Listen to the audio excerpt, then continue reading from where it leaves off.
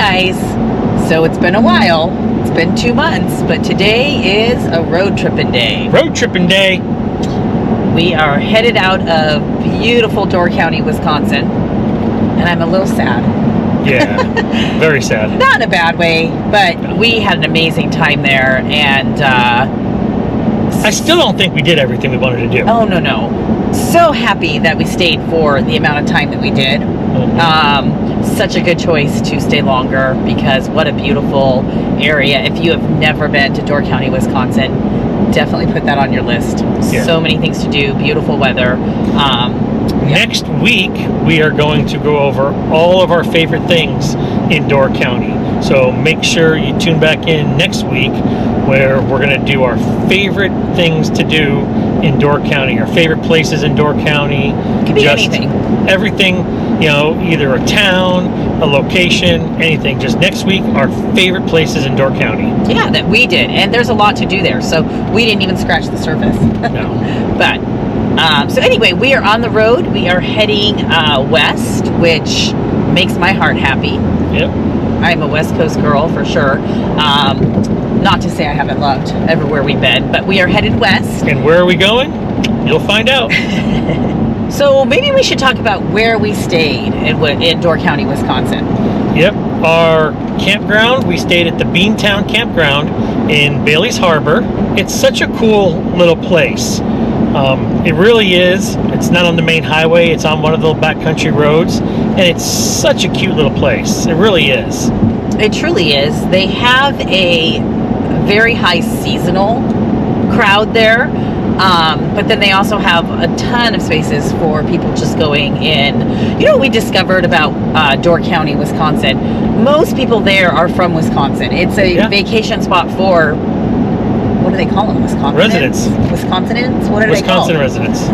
Yeah. They don't have a fun name. Anyway, if you know what that is, that tend to go there and do their summers and camp and all that kind of stuff. So they do have a lot of seasonal. Yes. But they actually have a whole area that kind of wasn't even that full, right? It's fairly new. Yeah, there's a whole brand new section that they're just started. Apparently, they're just getting all of the utilities hooked up in there. Mm-hmm. So that's why there wasn't a lot of RVs over there.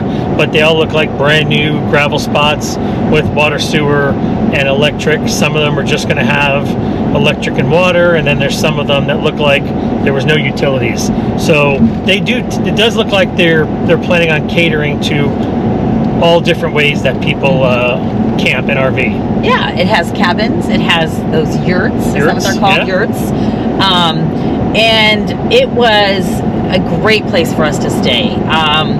They do a lot for the kids. They have little train rides that they do primarily on the weekends. To playground areas, which I thought were fantastic. If you had kids or grandkids and you wanted to take them, they have a pool. Yeah, it's a cool pool. It's elevated. We never went in it. We were way too busy. Just because apparently it is heated, they say. Yeah, it would get a lot of people on really nice warm days. So yeah. The front office is totally cool. It's got a little ice cream counter. It reminds me of Thrifty Ice Cream back in the day, where they'll actually scoop it like an ice cream shop. It looks like they've got a lot of RV products and everything that you would need in there. They do have right behind it, it's attached, it looks like they're trying to get a little bar going in there. There was a sign that I saw right before we left that said they were now going to be serving alcohol like 1 or 2 nights a week, like canned beer and stuff. I do think they're trying to do even some like food, because in the laundry room there's like a sign for like a crispy chicken sandwich. Okay. So I don't know the whole deal. I know that they are going to restructure some of it. We've heard from some of the seasonal, and that they're trying to play with a few things. But laundry room, it has 3 washers, 3 dryers. They're quarters. It was $2 each to wash and dry. Not terrible. When I first got there, both a washer and a dryer were down.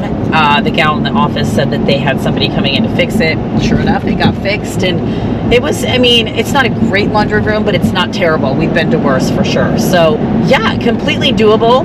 It is, I don't know, for me it's the vibes of where you're at. It just is, it's like, it was quiet, lots of campfires. Oh, what I like about where in Bailey's Harbor it is, you could easily walk or do your e-bikes, or even on the 4th of July they had a bus that took you down, but the town is right down there, so everything's super close as far as if you wanted to go to a restaurant or go down by the lake, or just any of that. It's really cute down there. You just go down the hill and there you are. So it's just in a really cute location, where you don't feel like you're sitting in the middle of the town. You're a little bit off the ways, but you're not too far from it, so you can go do a lot of the activities and explore that way too. So apparently we lucked out. Our spot was on an end, which was very nice, but the way that a lot of the sites in the older section where we were set up,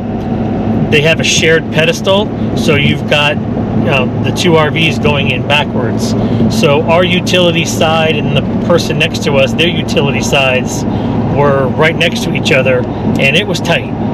Very close. But we did that one other time in Savannah. Yes. And we feel like if you have the corner and that whole wide open area, we don't really care about the back end, because there's not a whole lot going on back there anyway. So, but that part is tight if you do share a pedestal. Otherwise, you would have your own space. I mean, they have all different, that's what I think they're going to work on, is restructuring all of that, from what we've been told. We'll see. If we go back, we'll see.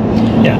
But it was definitely worth it. You only got to go over there to dump and turn off water and stuff, and it wasn't a big deal. I mean, and for me, it was well worth having all that extra room over on our camping side, I like to call it. Yeah, because we had that huge tree with the fire pit. Yeah. We set up our carpet and our chairs and table, and you could literally, it was a beautiful spot as far as that goes, nice and big and spacious. So we enjoyed that for sure. On our way out of Wisconsin, we decided to stop at a Harvest Host.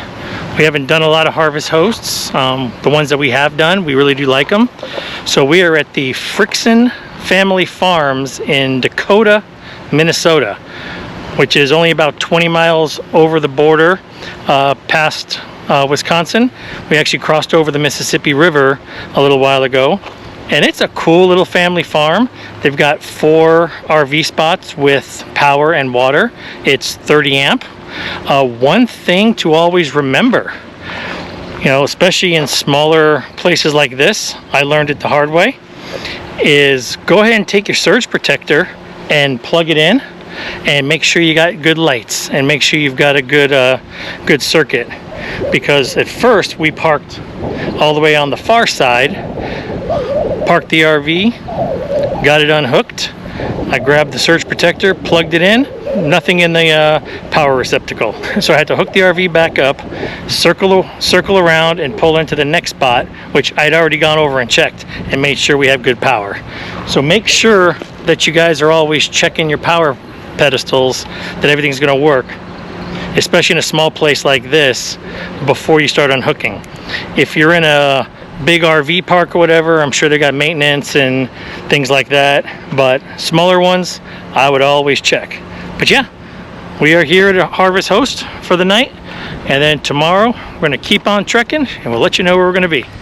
So after our stay at the Harvest Host, we drove another couple hours, and we're staying here in Clear Lake, Iowa for 3 days, just to kind of relax and not be driving every day on our way to our final destination further out west. Does anybody know what Clear Lake, Iowa is famous for? Well, we're going to tell you here in a second. Clear Lake, Iowa is the location where Buddy Holly, Ritchie Valens, and J.P. Richardson, also known as the Big Bopper, did their last concert at the Surf Ballroom. And then the very next night, early in the morning, as they were flying out of town, their plane crashed here in Clear Lake, Iowa, killing all 3 of them and their pilot.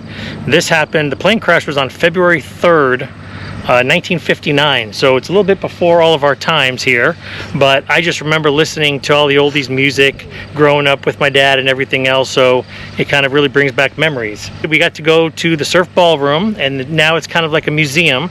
They still do concerts and stuff there, it looks like, and got to see all the memorabilia and all the information about the, the concert series and everything else. And then we drove out here. It's about, what, 6 miles?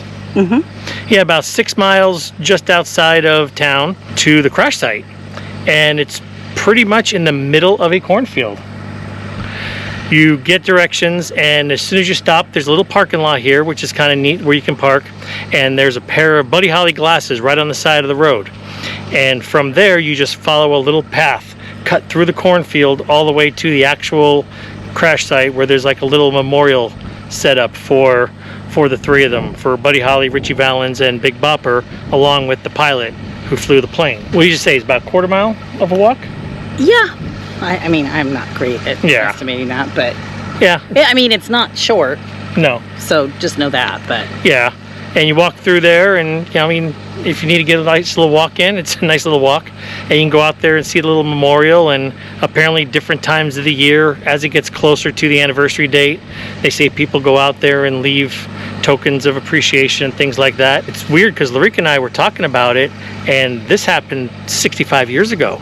So we're starting to get to that point where a lot of people may not be remembering it, or a lot of people may not have been alive way back when. So I think it's things like this and memorials and museums that really kind of keep the memory alive for a lot of people. Don McLean wrote the song American Pie, and that's pretty much what that song is about. The day the music died.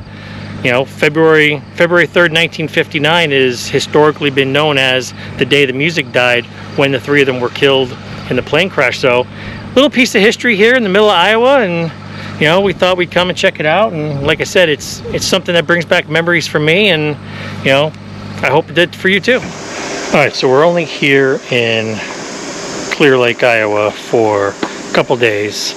This is really the only night we're going to be barbecuing. So instead of setting the whole table out and getting everything together, I'm kind of cheating. I'm using the tailgate on the truck. Just set the little grill up. Obviously the propane and everything else, which is really convenient because storage compartment. This is where I keep all my barbecue utensils. I mean, the spot here is enormous. So it's pretty effective. Doing salmon tonight, and yeah, no need to set everything up and make a mess. Improvise when the tailgate of the truck. That's what they're there for, right? So we haven't shown you guys this in a while. Woo.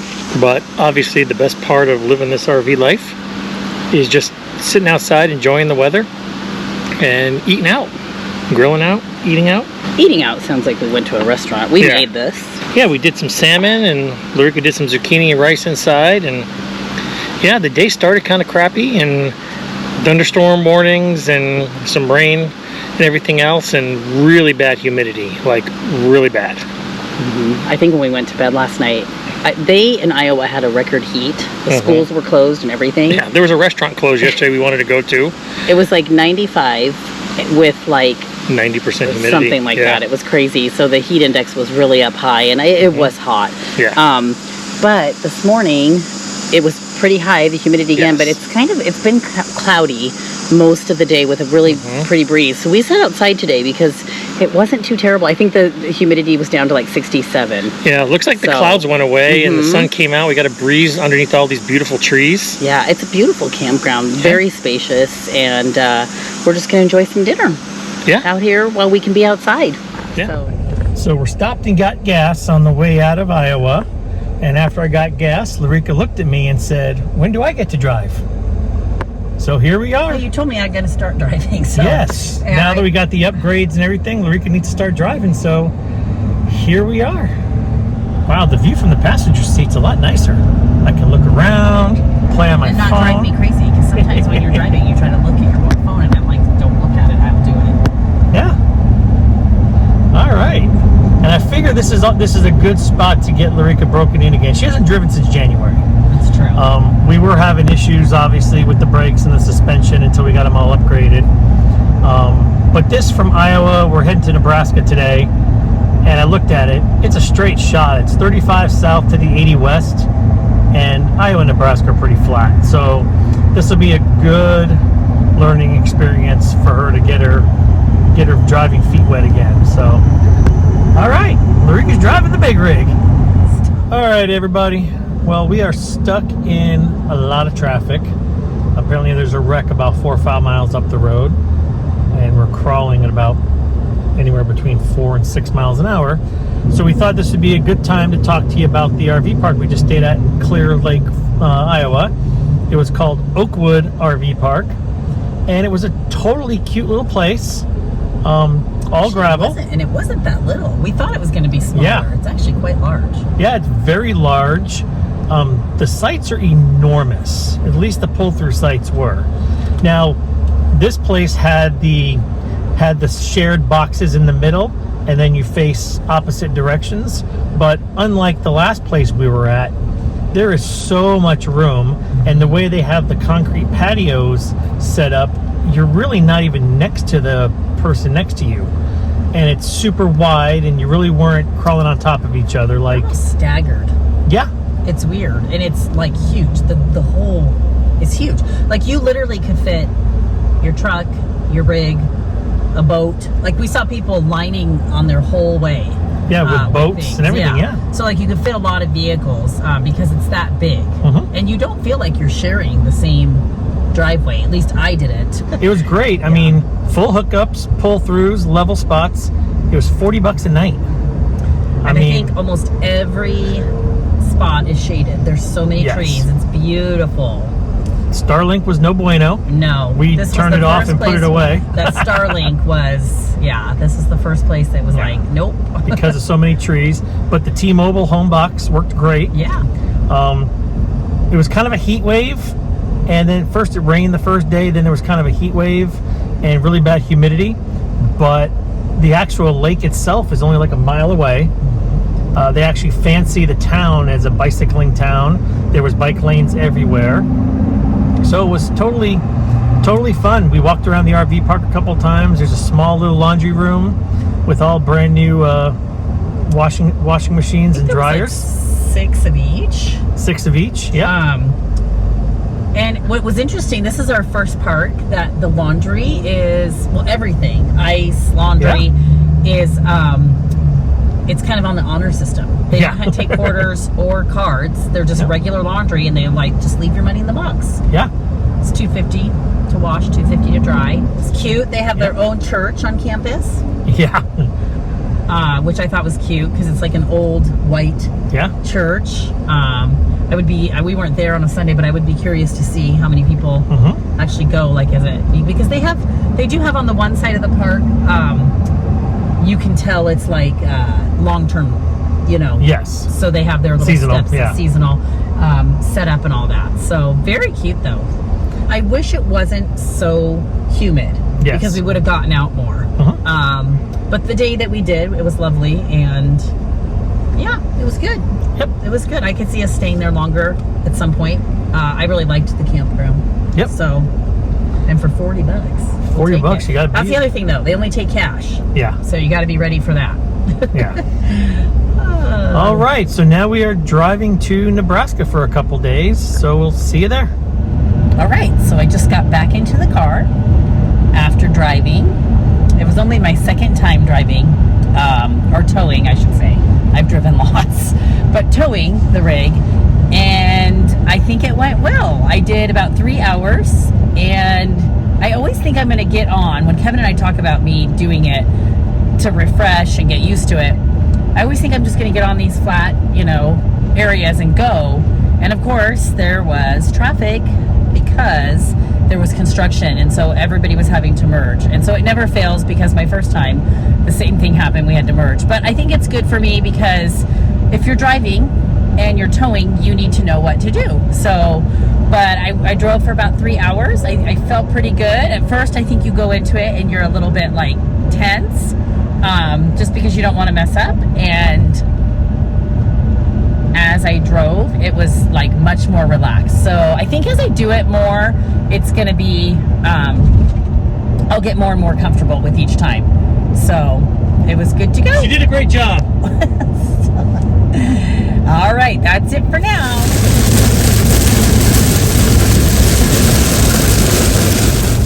All right, well, that was scary. I don't know if we've ever driven through a thunderstorm like that before. Yeah, but at least it was just a patch. Yeah. And we're through the patch. We were kind of worried that it was going to be where we were supposed to be. And that wouldn't have been fun. So. Yeah, because we're only 9 miles from our RV park, and the last thing you want to do is be setting up in a severe thunderstorm. But now we've driven through it. Lareka checked the weather app, and it shows that the worst of it was right there where we drove through. It says it might rain a little bit, light rain, in a little while, but we're 8.1 miles away. That weather app's actually pretty good, Lareka. On my radar, but yeah. So here's the deal. It was also when we were in, where were we by? We were by the Cornhuskers. So we were in Lincoln, right? So it was 100 degrees. It is now 71. In about 30 minutes. Yeah, it just went, which we're thankful for that too. Yeah. So, anyway. Alrighty. Have you guys ever had to drive through a severe thunderstorm? I mean, like I said, I think this is pretty much our first one, maybe second, that bad.